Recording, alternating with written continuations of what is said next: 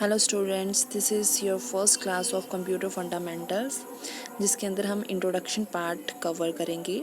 और इंट्रोडक्शन के अंदर हम करेंगे कि what is information technology and what is the definition of computers and what are the characteristics of computer. So these are the topics which we are going to cover in this video. So सबसे पहले हम देखेंगे what is information technology. So information technology का सबसे पहले आप लोगों को मीनिंग क्लियर होना चाहिए। सो information technology is the study और यूज़ ऑफ सिस्टम्स। तो इन्फॉर्मेशन टेक्नोलॉजी में बेसिकली हम क्या करते हैं, एक स्टडी करते हैं या सिस्टम्स को यूज़ कर सकते हैं। सिस्टम क्या हो सकते हैं, आपकी कंप्यूटर सिस्टम्स हो सकते हैं, टेलीकम्युनिकेशन सिस्टम हो सकते हैं। इन सिस्टम को यूज़ करके हम क्या करते हैं, अपनी इन्फॉर्मेशन को रिट्रीव करते हैं, सेंड करते हैं, प्रोसेस करते हैं एंड मैनेज करते हैं। सो दिस इज़ इन्फॉर्मेशन टेक्नोलॉजी। तो अगर हम इसकी फॉर्मल डेफिनेशन देखें या इसकी यूजेस देखें तो बहुत सारी आपको डेफिनेशंस मिलेंगी। सो इसकी बेसिक जो डेफिनेशन है that is it defines an industry that uses computers, networking, software programming, and other equipment and processes to store, process, retrieve, transmit, and protect information. तो इन्फॉर्मेशन टेक्नोलॉजी क्या करती है, एक ऐसी इंडस्ट्री डिफ़ाइन करती है जिसमें आप लोग कंप्यूटर सिस्टम को यूज़ करते हो, नेटवर्किंग को यूज़ करते हो, सॉफ्टवेयर प्रोग्रामिंग को यूज़ करते हो और बहुत सारी दूसरी इक्विपमेंट को यूज़ करके अपनी इन्फॉर्मेशन को प्रोसेस करते हो, रिट्रीव करते हो, ट्रांसमिट करते हो और अपनी इन्फॉर्मेशन को प्रोटेक्ट भी कर सकते हो।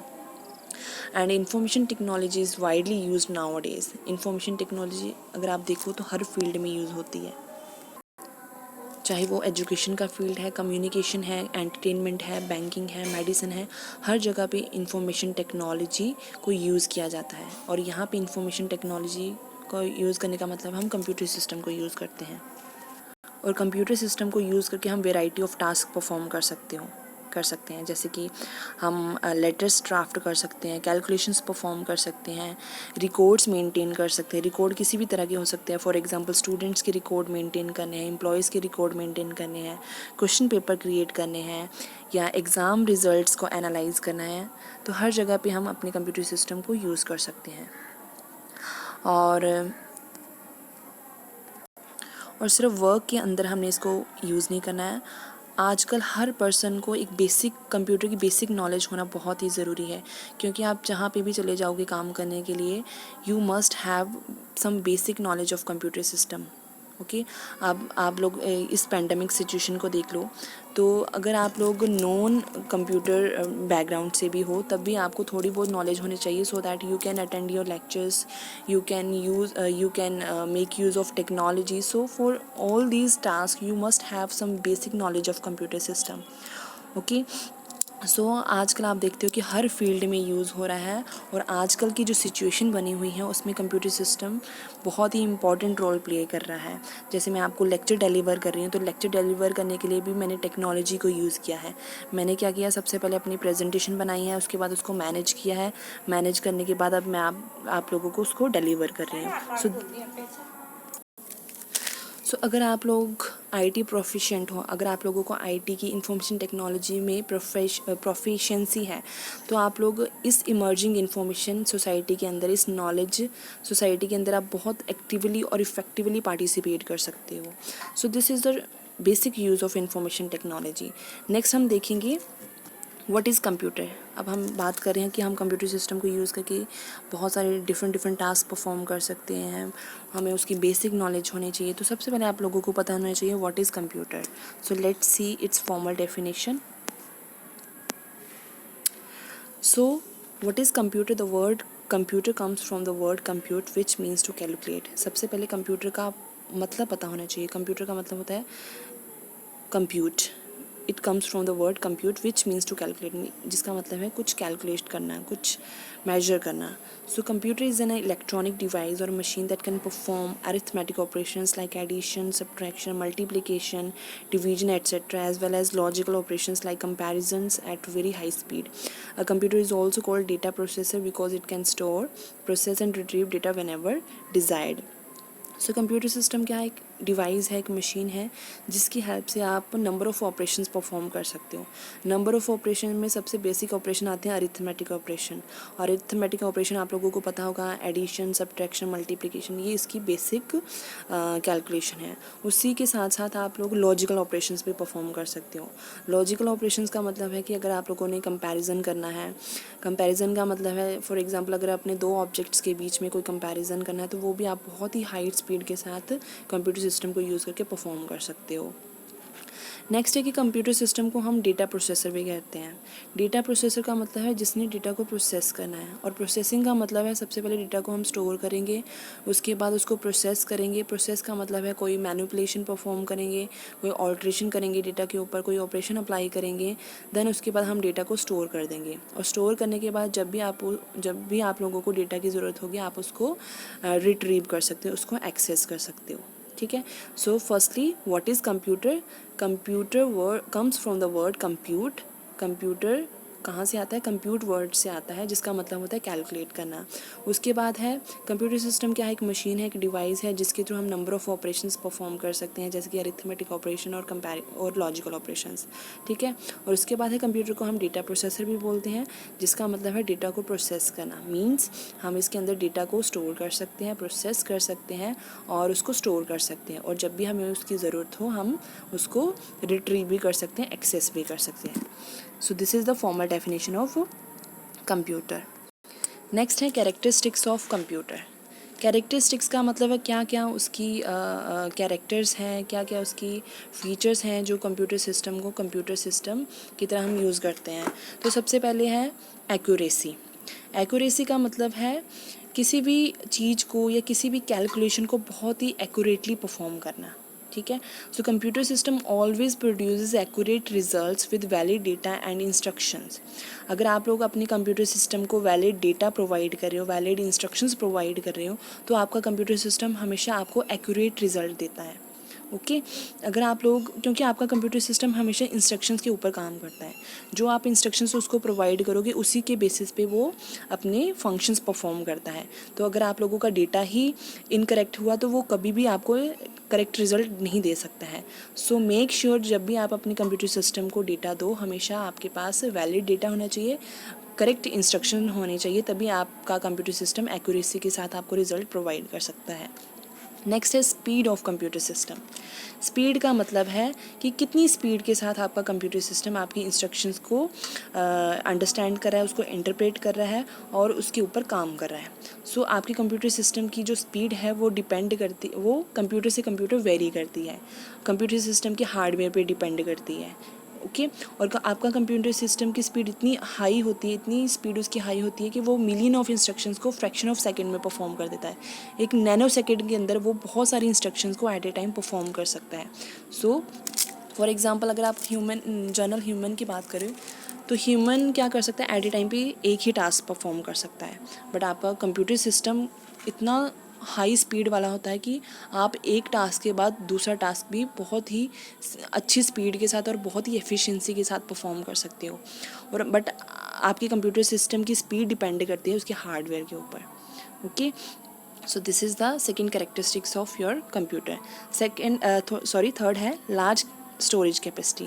लार्ज स्टोरेज कैपेसिटी का मतलब है आपकी कंप्यूटर सिस्टम को आपके कंप्यूटर सिस्टम के डेटा को स्टोर करने की capacity. So your computer have large storage capacity, मतलब इसमें आप ह्यूज अमाउंट ऑफ डेटा को स्टोर कर सकते हो और किसी भी टाइम पे उसको आप एक्सेस कर सकते हो। और मोर ओवर आप लोग अपने कंप्यूटर सिस्टम की मेमोरी को इन्हांस भी कर सकते हो, बढ़ा भी सकते हो उसको आप। नेक्स्ट है वर्सटैलिटी। वर्सटैलिटी का मतलब है किसी भी चीज़ को मल्टीपल टास्क परफॉर्म करना। सो आपका कंप्यूटर सिस्टम क्या है? मल्टी टैलेंटेड है। मल्टी टैलेंटेड का मतलब है कि वो एट ए टाइम बहुत से नंबर ऑफ़ टास्क को परफॉर्म कर सकता है। फॉर एग्जांपल आप लोग कोई वर्ड डॉक्यूमेंट बना रहे हो, साथ में साथ आप लोग सॉन्ग सुन रहे हो, उसके साथ साथ आप लोग इंटरनेट भी सर्व कर रहे हो, तो एक टाइम पे आप नंबर ऑफ़ टास्क परफॉर्म कर सकते हो। सो आपका कंप्यूटर सिस्टम क्या है? वर्सटाइल है, एक टाइम पे number of task different task perform कर सकता है। नेक्स्ट है रिलायबिलिटी। रिलायबिलिटी का मतलब है कि आप लोग अपने कंप्यूटर सिस्टम पे ट्रस्ट कर सकते हैं। Computerized storage of data is much more reliable than the manual storage. We can store the data in computer storage for a long period of time except until any kind of system failure occurs.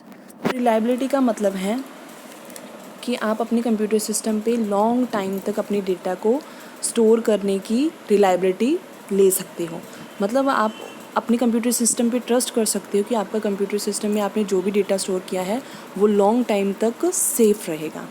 Until जब तक कोई उसमें system failure नहीं होता तब तक आप अपने कंप्यूटर सिस्टम में अपना डेटा जो है अच्छे से और लॉन्ग पीरियड ऑफ टाइम तक उसको स्टोर कर सकते हो. सो दिस इज़ द रिलायबिलिटी. मतलब हम अपने कंप्यूटर सिस्टम पे रिलाई कर सकते हैं कि जो हमने उसमें डेटा स्टोर किया है वो लंबे समय तक उसमें बना रहेगा. ठीक है. नेक्स्ट है डिलीजेंस. डिलीजेंस का मतलब है जैसे हम लोग काम कर कर के थक जाते हैं. अगर आपने सेम टास्क को बार बार करना है तो आप लोग बोलते हो कि नहीं मैं थक गया हूँ, मैं नहीं कर सकता हूँ. बट आपका कंप्यूटर सिस्टम ऐसा नहीं है. That is diligent. डिलीजेंट का मतलब है कि वो without getting tired it can perform number of task with the same speed. ठीक है. तो आपका कंप्यूटर सिस्टम बिना थके सेम टास्क को भी number of time same speed के साथ परफॉर्म कर सकता है. आपका कंप्यूटर सिस्टम कभी भी थकेगा नहीं. सेम कॉन्सेंट्रेशन के साथ वो हर एक काम को करता है एंड विद ग्रेट एक्यूरेसी. ठीक है. So this is diligence. Next है ऑटोमेटिक. ऑटोमेटिक का मतलब है any machine that work itself without any human involvement is said to be an automatic machine. So जो भी मशीन विदाउट ह्यूमन इंटरवेंशन काम कर सकती है उसको हम बोलते हैं ऑटोमेटिक. जो ऑटोमेटिकली खुद ही काम करती है, खुद ही प्रोसेसिंग करती है, खुद ही डेटा स्टोर करती है. तो इस तरह की मशीन को हम क्या बोलते हैं? Automatic machine. तो आप लोगों ने क्या करना होता है? सिर्फ उसको इंस्ट्रक्शन प्रोवाइड करनी होती है. बाकी सारा काम आपकी machine without human involvement perform कर सकती है और उसको फिनिश कर सकती है. नेक्स्ट है source of entertainment. Source of entertainment का मतलब है कि आप उसको अपने कंप्यूटर सिस्टम को एंटरटेनमेंट के लिए भी यूज़ कर सकती हो. आप उसमें वीडियो गेम्स प्ले कर सकती हो, म्यूज़िक एंजॉय कर सकती हो, मूवीज़ वॉच कर सकते हो, सैटेलाइट चैनल्स को देख सकते हो कंप्यूटर के थ्रू. ठीक है. तो ये सारी क्या है? एंटरटेनमेंट के अंदर आती हैं जो आप एंटरटेनमेंट कंप्यूटर सिस्टम के थ्रू एंजॉय कर सकते हो. और मोर ओवर आप लोग क्या कर सकते हो इसमें सोशल मीडियाज़ को यूज़ करके या फिर ईमेल सर्विसेज को यूज़ करके आप एक पर्सन से दूसरे पर्सन के साथ क्या कर सकते हो? कम्युनिकेट कर सकते हो, चैट कर सकते हो, वीडियो कॉन्फ्रेंसिंग कर सकते हो, ऑडियो कॉल कर सकते हो. So all these are the benefits of computer system if you have internet connectivity as well. Right. Next है कोस्ट इफ़ेक्टिवनेस.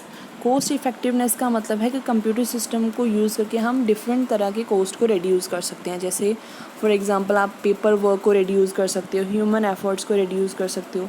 तो इस तरह की कोस्ट को हम कंप्यूटर सिस्टम को यूज़ करके रिड्यूस कर सकते हैं. फॉर एग्जांपल अगर आप लोग 1000 स्टूडेंट्स का रिकॉर्ड प्रिपेयर करना चाहते हो तो अगर आप लोगों ने वही काम मैनुअली करना है तो बहुत सारे पेपर्स चाहिए, आप लोगों को बहुत सारा हार्ड वर्क चाहिए, बहुत सारे एफ़र्ट्स चाहिए उन रिकॉर्ड्स को मेंटेन करने के लिए. उसके बाद उन रिकॉर्ड्स को स्टोर कैसे करना है. तो ये सारा काम आप लोग कंप्यूटर सिस्टम की हेल्प से बहुत ईजिली कर सकते हो. आपने क्या करना है? सिंपली कोई एप्लीकेशन यूज़ करनी है, कोई वर्ड एप्लीकेशन यूज़ करनी है जिसमें आप 1000 स्टूडेंट्स का रिकॉर्ड बहुत ही ईजिली मेंटेन कर सकते हो, बना सकते हो और उसको लॉन्ग टाइम तक उसको सेव भी कर सकते हो. नेक्स्ट है नो इंटेलिजेंस. नो इंटेलिजेंस का मतलब है कि आपकी कंप्यूटर सिस्टम की कोई अपनी इंटेलिजेंस नहीं होती है. ओके. जैसे आप लोग खुद से डिसीज़न ले सकते हो कि क्या गलत है, क्या सही है, किसी भी चीज़ को आप खुद से एनालाइज़ कर सकते हो. बट आपका जो कंप्यूटर सिस्टम है उसकी अपनी कोई इंटेलिजेंस नहीं होती है. वो सिर्फ ह्यूमन की इंस्ट्रक्शंस के अकॉर्डिंग काम करता है. अगर आप लोग उसको कोई इंस्ट्रक्शन प्रोवाइड करोगे तभी उसने कुछ परफॉर्म करना है, अदरवाइज़ वो अपने आप कोई भी इंस्ट्रक्शन या कोई भी डिसीज़न नहीं ले सकता है. So this is the last characteristics of your computer. So this is all for lecture 1. Next class में हम करेंगे benefits of computer and limitations of computer. So इस लेक्चर के रिगार्डिंग अगर आप लोगों को कोई भी डाउट्स होंगे तो आप लोगों ने गूगल क्लासरूम में इसी लेक्चर के एंड में पोस्ट करने हैं अपने सारे डाउट्स. ठीक है. तो हम 1 by 1 आपके डाउट्स को क्लियर करेंगे. Thank you.